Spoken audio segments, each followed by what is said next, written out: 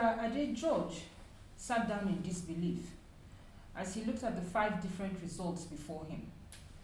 Mr. Ade George felt he had lived his life as best as he could. If anybody asked him by his standards, his marriage was a good one. But the results before him showed him that clearly not everything had been kosher in paradise. And so today we're here to talk about what those 5 different results showed Mr. Ade. This is the Lawsmyth, where we simplify the law.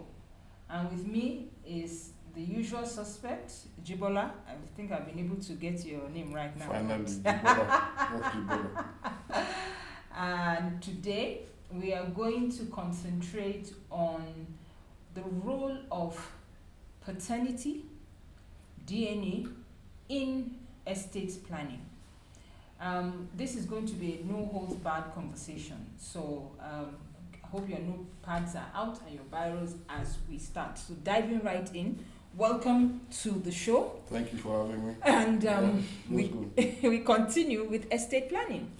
We've been able to look at what estate planning is, life skills, and now we want to talk about DNA, paternity in estate planning. So do you want me to start off, or I should allow you to rock these boats? I'm already a bit scared with what you said, but please start off. You are telling us a story about Mr. Ade George. So Mr. Ade George, George. Not the real name. Not his real name. Okay. But he'd retired, thought, he'd do something great for his family, move them abroad and all that. One result came showing him that one of the kids was not his, that was available, some were not around. Brought all of them back, and it was discovered that 3 out of the 5 kids were not his. The second one belonged to his friend of 30 years, and the other 2 belonged to the houseboy of 14 years. Now, we're not going to vilify women, but in recent times, all sorts of stories have been coming up, and they're not lies, they're true stories of where the children do not belong to the men. And the men don't even find out at the time that the child is 2 or 3. A lot of them find out when the children are adults. At this point, the man has invested his time, his emotion, his effort, his fatherhood in children that he raised that technically now are not his. But does this mean that with this discovery, they do not belong to his estate? Let's assume this one had done everything we've been saying, had planned an estate. Now he finds out that this one is not his own, or these ones are not his own. Then what? The truth is, this is a problem that has plagued mankind and society since the beginning of time. Sometimes we don't even want to, we can take it back to the first man and the first woman. Why? All their children belong to them. So some people say. But let's leave that discussion for another day. Now, over time, we've had people in history whose paternity has always been doubted. Even the great Alexander the Great, his paternity was doubted by Philip of Macedonia. The truth is, recently we had one government parastatal saying that it is necessary for us to have drug tests before the wedding. I think drug testing before the wedding is not as important as having a DNA test immediately every child is born. Every child? So if that's the case, then let's go back to virginity tests now. They are not related. Of course they're related. I mean, this is why I'm saying they're related. When the man who found out, for example, that the first kid he had was not his own, was because she'd been strafing his friend, got pregnant, and then came into this relationship with him also, and was having sexual relations. So, I mean, if you're saying that every child now should be, or every woman's pregnancy should be tested, or every kid should be tested after, you're not doing much for trust here. You're not building trust. It's not about trust. So what is it about? It's about certainty. So if I tell you that the kid is yours and you insist on going down that route, then we're going to have a problem. How do you handle that? Because you need to have a stable environment to bring up children. So if we have that DNA test that you are hesitant about, and it proves not to be my child, then what happens? Section 36 of the Constitution. No, you mean Section 42. Sorry, Section 42. I was trying to get you there now. Section 4. I'm trying to give you that, what you call it, scenarios where it's not going to hold water. This Constitution even says that nobody should be discriminated based on the circumstances of his or her birth. You're so why are you correct. discriminating against the child now? I am not discriminating. Okay, then why are you asking what happens? I've asked you, what is the I'm place? simply telling you back that we have a DNA test. We have a child together, for example, and you have a DNA test, and you now actually find that the child is not mine, and you're going to quote to me Section 42 of the Constitution that yes, I should take care of that child. So you want to throw out the child? Of course. How can you do that? You have laws that guard against It's that. my choice. Even the Child It's- Rights Act says No, that you can't no. do that. The Child Rights Act doesn't say anything like about a child that is not. I might as well go and pick every All child. children are to be taken care of. I might and as have well. the right. I might as well go and take care of all the children on the street, bar none. But in this one, in this case, it was born under your roof. Doesn't matter. The fact that it's not the child's fault. It doesn't matter. So are you saying that because the mother was unfaithful and you've been with her, she gave birth to this child, probably can't even find the father at this point? Are you saying then that you will chuck out the child, you won't take care of the child, despite the fact that the child has rights? I don't. So imagine that on discovering that fact, I decide not to have a relationship anymore with the mother. Are you saying that I'm still going to have to be responsible for a child that is not mine? Yes. That's Because not the child was born. Why is it not true? This where we are working on two premises here. What is moral You cannot and what is only- legal? You can. What is legal is Constitutional also. what is legal is that I cannot obligated to look after any child that is not mine. So 25 years down the line, right? Your first son, you find out is not yours. He's already taken care of in your estate planning. Then what? I can change my estate plan. And then defranchise the child? Enfranchise the child? If I so choose. The father, yes, has The a father right. figure. The father has a The right father figure. to feel the way he does.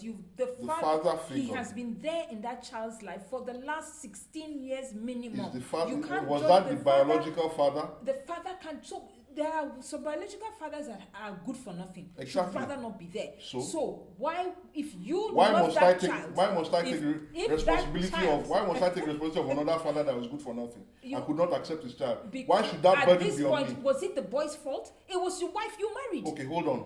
1 minute. Who's responsible for this mess? The woman. So, what has she done? And you are responsible for Wait, the next wait, section of the hold on. of the What has rubbish. she done? Misrepresented, What else has she done? fraud, What else has she done? deceived. Now, all this that she has done, why must I acquiescence to it? Why should I tolerate it? So put Why it in doesn't that sense. boy or the child go and face his mother and say, look, you were deceptive, you were fraudulent, and you gave me the wrong father? Why didn't the woman do that? But I also thought that is why they're children, that adults are the ones supposed to help sort out this thing and protect the integrity Now, of a child. The for guy crying out loud. on one side, the guy does not have any biological relationship with that child. I agree So, with that. hold on. No problem. Wait, hold on. So, But if you adopt, do you have a biological relationship with the child? was that child? Or that- you've taken was an that? oath to Why are take you care of assuming? that Why are child? you assuming that there's an adoption? No, I'm not talking about this child. I'm talking that So when men go let's to, be when people go specific. to adopt, there's no biological relationship. In this case, you thought that there was. You found No. out only by chance. No. You know what? You could have even gone to your grave. You probably would never have known. Exactly. Exactly. So if you would never have known, you would have continued. Do you know that my real children have a right to contest if they find out that that child is not my child? Rightly so. However, you cannot, for me, bring up. This is morals now. So I would want Morals and law are two different Okay, things. so give me the law. The law says that I am responsible for my children. It doesn't say, please listen, it doesn't say I'm responsible for other people's children. The law says that I can administer and share my estate in any which way I choose because it is mine. I do not owe any child over 18 any obligation. Okay, fine. The child is under 18. I still do not owe any So- child that is not mine any obligation. So you chuck the child out to the mother now. It's purely based on the gentleman in question. If he chooses to take on those responsibilities, he has taken on those responsibilities, and at any day he chooses, he can actually stop. We have more laws fighting for children now more than ever in the Yes. world, right? Does And that give you I the do not- give you the excuse or reason of burdening men all over Nigeria with infidelities of women? Jibola, and that Yes. is now why I'm saying that I think the anger then is misdirected on the child.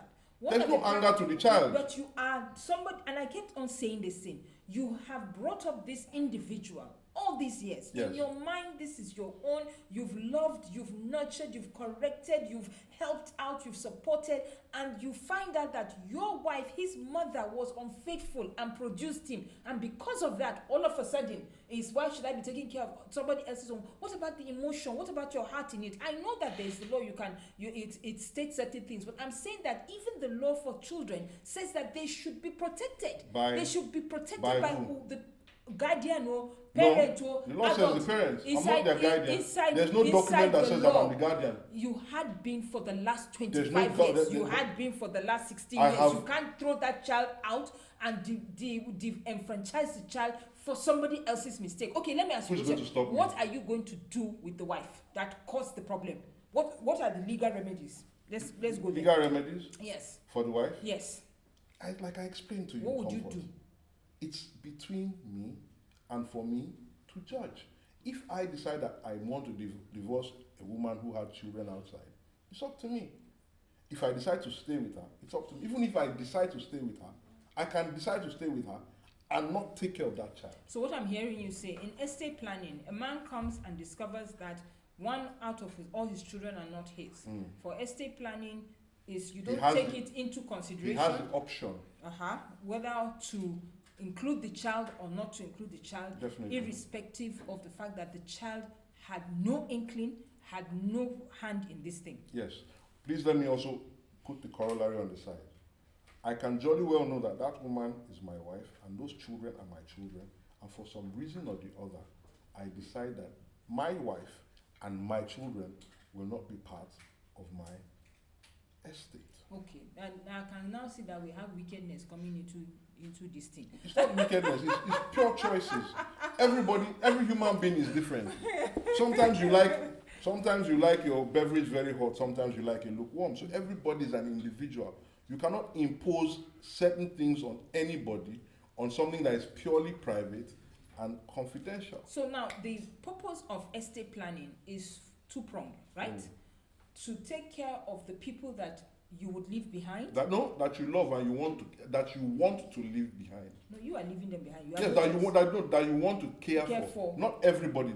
So you don't have to care for everybody. It's the people that you want to care for. Yes. And it is also that your soul may rest in peace. That if you have a soul. That you are taking cognizance of estate planning. Yes. So bringing it home now. DNA. What is the role of DNA currently now? Because that's the trend. That's our topic now with estate management. Estate planning. Should a man make provision for a discovery? Should there be tests and should it be mandatory? You just gave the answer now.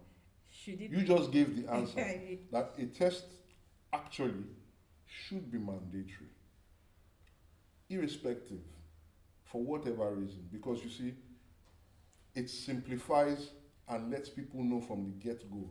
You see, what you are saying is finding a place for women and also men to hide. I'll tell you a fantastic story of somebody I know who woke up one day and his wife told him that, they're having problems, the man is shooting blanks.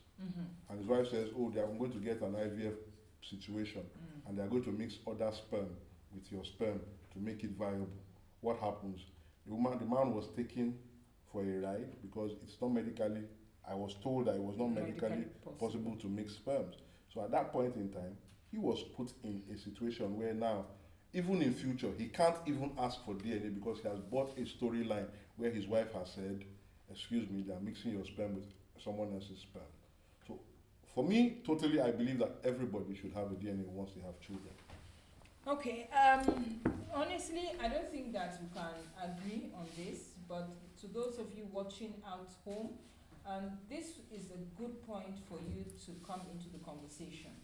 Should a man who realizes that his child, after all these years, his wife's child, is no more or his spouse's child, is no more his own by virtue of the fact that he's not the father, should he, in quote, literally disown the child? Is that the way to go about it?